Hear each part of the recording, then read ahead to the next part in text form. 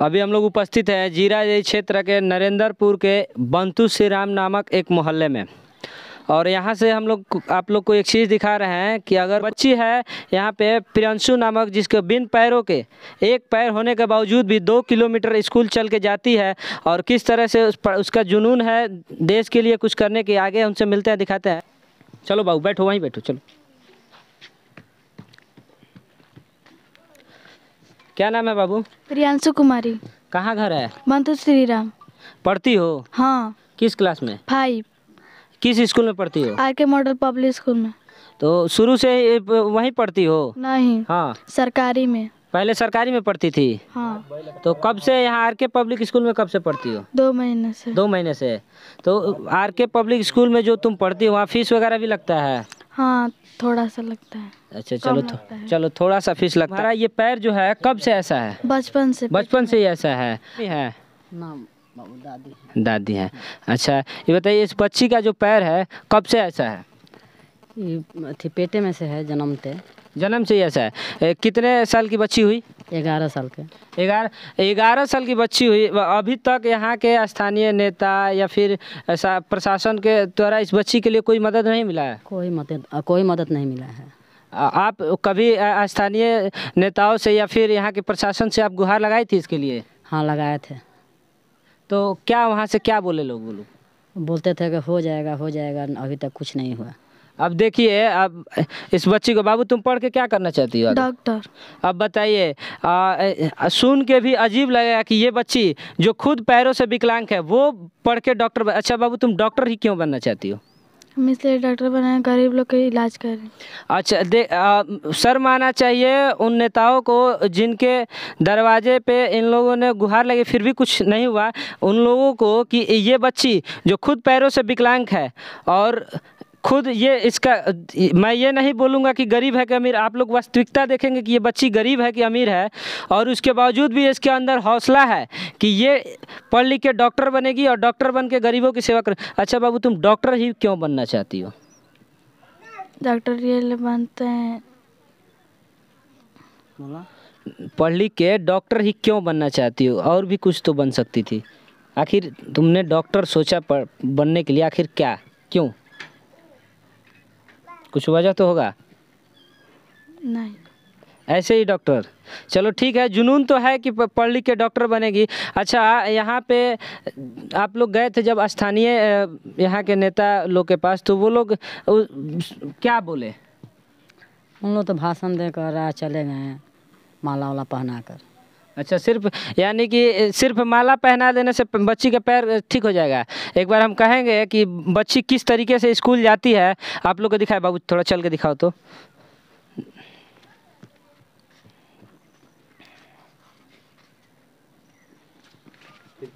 तो हमने कहना भाई वो साइकिल मिल गया से नेता लोग आए लो तो 2-4 पैसा मिल गया से बच्ची पढ़ ली। नेता लोग यहाँ पे आके क्या किए?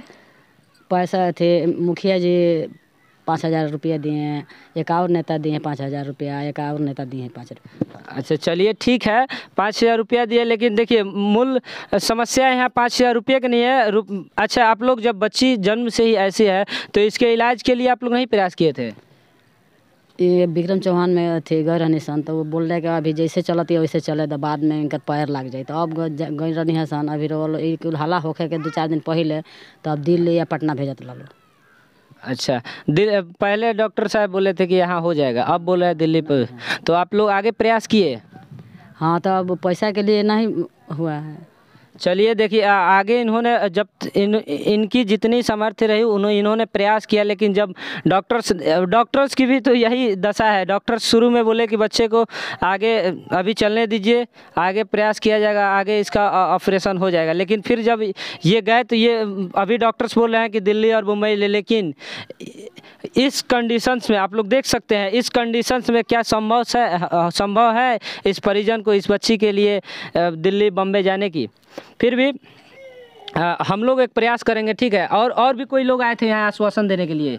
नहीं, कल है नेता लोग आए रहे। सिर्फ नेता लोग आए थे कल ही? इसके पहले कोई नेता नहीं आया था? ना, उसका पहले कोई नेता नहीं आया था। यानी कि नेता लोग, अच्छा नेता लोग आए तो सिर्फ फोटो खिंचवा के चले गए? हाँ, फोटो खिंचवा कर अपना भाषण देकर चले गए। अच्छा और आप कुछ बता रही थी एक संस्था ने इस बच्ची का विकलांग का सर्टिफिकेट वगैरह भी कुछ बनवाया है, उन लोगों ने बोला है पैर और लगवाने के लिए?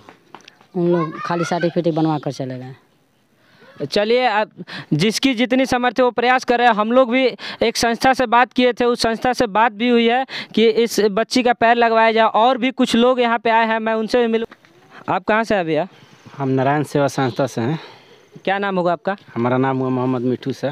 आप इस बच्ची के लिए आए हैं यहाँ पे? हाँ, हम इस बच्ची को हम देखें कि भाई विकलांग लड़की है और इसका हौसला है कि कुछ करना चाहती है, तो वो करे या ना करे उसकी नसीब है, मगर हम लोग का काम है कि इसको पैरों पे खड़ा करा देना। जी, तो बहुत बड़ी बात है। हाँ, तो हम लोग अभी आए हैं, इनसे अभी बातचीत कर रहे हैं लोग, और इंशाल्लाह वो लोग तैयार हो जाएंगे लोग, तो हम इसके पैर पे खड़ा करवा देंगे। ये मेरा जिम्मेदारी है फुल। अच्छा, यहाँ पे एक नारायण सेवा संस्था से ही आए हैं आप लोग, तो इनके साथ जाइएगा बच्ची का इलाज करवाने के लिए?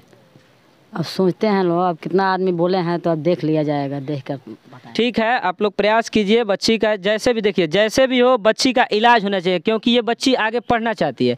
और इस बच्ची को अगर पढ़ना चाहती है तो इसमें देखिए पूरे जो भी लोग फ़ोटो खिंचवाने के लिए आए हैं उनको अगर मैं दरकिनार कर दूं तो ये पूरा समाज आपके साथ खड़ा है। ठीक है, हम लोग भी आपके साथ खड़ा है, जितना संभव हो सकेगा मेरी सच से सच तक की टीम पूरी आपके साथ खड़ी है। ठीक है, जितना संभव हो सकेगा प्रयास किया जाएगा इस बच्ची के लिए और इस बच्ची को। और मैं पुनः एक बार देखिए, हम लोग वादे नहीं करते, चूँकि ये टीम जो सच से सच तक टीम है, ये पूरी टीम स्टूडेंट्स की है। ठीक है, और स्टूडेंट सोशल रिफॉर्म का काम कर रहे हैं, तो हम लोग आपसे वादे नहीं कर रहे, लेकिन अंत अगर ये नेता लोग का आश्वासन पुनः एक बार, और जैसे कि ये शुरू से चली आती है कि नेताओं का आश्वासन लगभग झूठा ही साबित होता है, तो अगर अंततः ये आश्वासन झूठा साबित होता है तो मेरी टीम आपके साथ खड़ी है और हम लोग प्रयास करेंगे कि एक पूरे टीम के तरफ से इस बच्ची का पैर लगाया जाए। क्या आप उसके लिए समर्थ होंगी?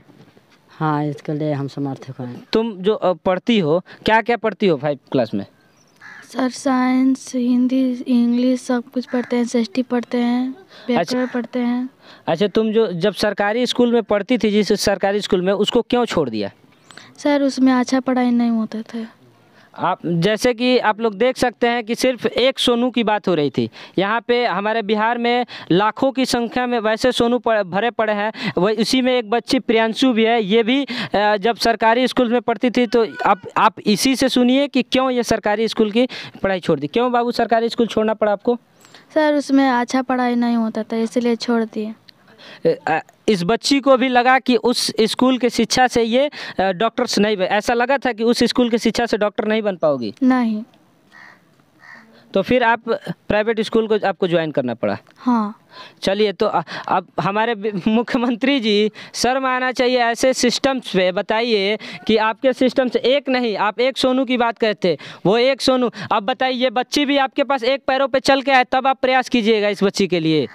तो मैं पूरे सिस्टम से एक आग्रह करूंगा कि एक सोनुआ, एक प्रियांशु की मदद तो होनी चाहिए, साथ ही साथ उस सिस्टम को भी सुधार जाए जिसके वजह से ऐसे ऐसे बच्चों को परेशानी हो रही है और ऐसे ऐसे होनहार बच्चों को बीच में पढ़ाई छोड़नी पड़ी है। बल्कि सच से मेरा ये प्रयास कैसा लगा आप लोग कमेंट करके ज़रूर बताएं, और अभी तक हमारे चैनल को आप लोग सब्सक्राइब नहीं किए हैं तो सब्सक्राइब कर दे। मैं सुनील सिंह, सच से सच तक से सहयोगी प्रदीप के साथ अंत में सिर्फ यही बोलेंगे, जय हिंद।